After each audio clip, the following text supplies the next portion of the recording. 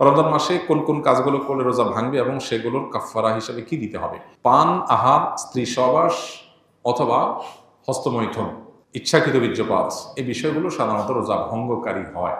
ইচ্ছাকৃত যদি রমজান মাসে মানুষ রোজা ভেঙে ফেলে, রেখেছে ভেঙে ফেলেছে, তাহলে সেক্ষেত্রে স্ত্রী সহবাস করে ফেলেছে, খেয়ে ফেলেছে, পানাহার করেছে কিংবা হস্তমৈথুন করে ফেলেছে, তাহলে ওই রোজার জন্য ফোকাহে আহনাফের ফতোয়া অনুযায়ী একটা রোজা কাজা যেহেতু ভেঙে ফেলেছে, আর 60টা রোজা টানা কাফারা রাখতে হবে, মোট 61টা। এই টানা নির্বিচ্ছিন্ন রাখতে হবে, মাঝখানে যদি গ্যাপ দেয় আবার শুরু থেকে রাখতে হবে।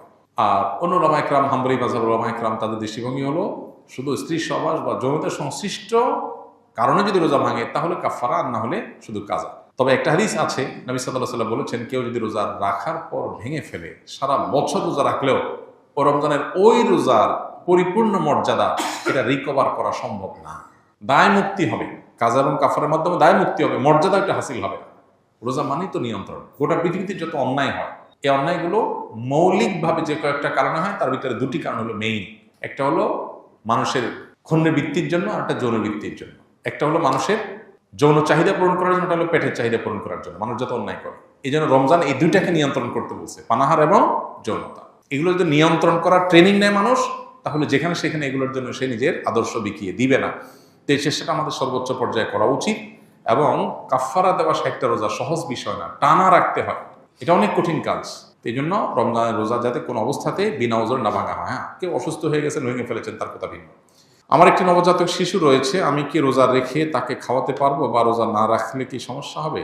রোজা রেখে বাচ্চাকে তো খাওয়াতে কোনো সমস্যা নেই, রোজা রেখে তো নিজে খেতে অসুবিধা, বাচ্চাকে খাওয়াতে কোনো অসুবিধা নেই। তবে কোনো মা যদি রোজা না রাখেন, বাচ্চাকে খাওয়াতে হবে সেজন্য, তো সেটা জায়েজ নেই। এতটুকু ঠুনকো অজুহাতে রোজা না রাখার সুযোগ নাই। বাচ্চাকে আপনি খাওয়াবেন, দুধের বাচ্চা যদি হয়, দুধের বাচ্চা দুধ একটু কম পাবে, তাতে বাচ্চা মারা যাবে না। প্রয়োজনে আপনি দিনের বেলা একটু বেশি ঘুমিয়ে থাকেন বাচ্চা সহ, লাইফস্টাইলটা চেঞ্জ করেন, রাতের বেলা একটু বেশি সময় জেগে থেকে কাজ করেন, যাদের দিনের বেলাতে রোজা রাখার কারণে দুধ কম আসে।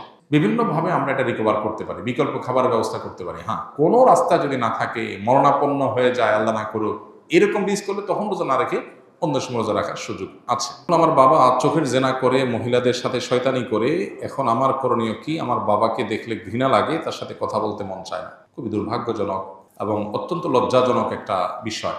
কত বিচিত্র এই পৃথিবী দেখেন, কত বাবা মা সন্তানকে বিপদগামিতা থেকে বাঁচাবার জন্য লড়াই করেন। আছে না অনেক বাপ মা, ছেলেটা নষ্ট হয়ে গেছে, পাগলের মতো অস্থির। বেশিরভাগ ফ্যামিলিতে তো এইটাই হয়। কিন্তু এই প্রশ্নে আমরা দেখলাম উল্টাটা, যে বাবা বেলায়নে যাচ্ছে, বা ছেলের মধ্যে আল্লাহর ভয় আছে, বা ছেলের মধ্যে সততা তাকওয়া আছে, তে সে এই গুনাহের প্রতি ঘৃণাবোধ তার তৈরি হয়েছে, বাবার কর্মে সে বরং বিব্রত এবং অস্বস্তিতে আছে। আমরা দোয়া করি আল্লাহ তাআলা তার বাবাকে পরিপূর্ণভাবে ইসলাহ এবং সংশোধন করে দেন। যে ভাই প্রশ্ন করেছেন তাকে বলবো, বাবা মা এরকম আমাদের সিনিয়র কেউ যদি কোনো গুনাহে, কোনো অন্যায় লিপ্ত থাকে, খুব স্বাভাবিক আমাদের কষ্ট লাগবে। এই কষ্টের কোনো সীমা নাই, কিন্তু মনে রাখতে হবে দিন শেষে আমরা আল্লাহর গোলাম, আল্লাহর দেওয়ার সীমা আমরা ক্রস করবো না। বাবা যদি অন্যায় করে, বাবাকে আমি বোঝাবার মতো হলে আমি বোঝাবো, আর যদি এ অন্যায় নিয়ে আমি বোঝাবার মতো না হয়, তাহলে অন্য কাউকে দিয়ে বোঝাবো। মাকে বললাম, অন্য কাউকে বললাম। আমার বিভিন্ন প্ল্যান থাকবে, মসজিদের ইমাম সাহেবের সাথে একটু দোস্তি করে, খাতির করে তাকে দাওয়াতি কাজে লাগিয়ে দিলাম, যে আমার বাবার দিকে আপনি একটু মনোযোগ দেন, তাকে একটু দাওয়াত দেন। যারা এলাকাতে দাওয়াতি কাজ করেন, বিভিন্ন ইসলামিক অর্গানাইজেশন, মুভমেন্ট, দাওয়াতি কাজের সাথে আছেন, তাদেরকে ধরাই দেন, তারা যেন আপনার বাপকে টার্গেট করে দাওয়াতি কাজ করে তাকে যেন ইসলাহের উদ্যোগ নেয়। আপনি বিভিন্ন প্ল্যান করেন, আর সেই সাথে চোখের পানি ফেলেন। মনে রাখবেন, আবু হুরায়রা রাদিয়াল্লাহু তাআলা আনহুর চোখের পানি তার মায়ের হেদায়েতের কারণ হয়েছিল।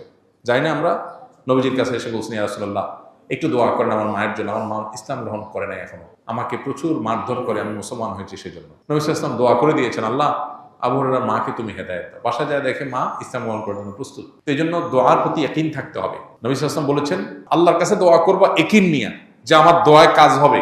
দোদুল্যমনা, সংশয় নিয়ে হবে কি হবে না সে ধরনের মানসিকতা নিয়ে দোয়া করলে দোয়া কবুল হবে না। এই জন্য আপনার বাবার জন্য আপনি দোয়া করেন, অন্যদেরকে দিয়ে বোঝান, খবরদার আপনি নিজে তার সাথে ব্যবহার খারাপ করতে যাবেন না। এটা খুব অ্যাসিড টেস্ট, অগ্নি পরীক্ষা, যে বাপ উল্টাপাল্টা করবে, আবার কিছু বলাও যাবে না বাপ সেদিন শেষে। তো এই পরীক্ষা আপনাকে জিততে হবে। আমরা দোয়া করি আল্লাহ তাআলা আপনার বাবা হেদায়েত নসিব করুন।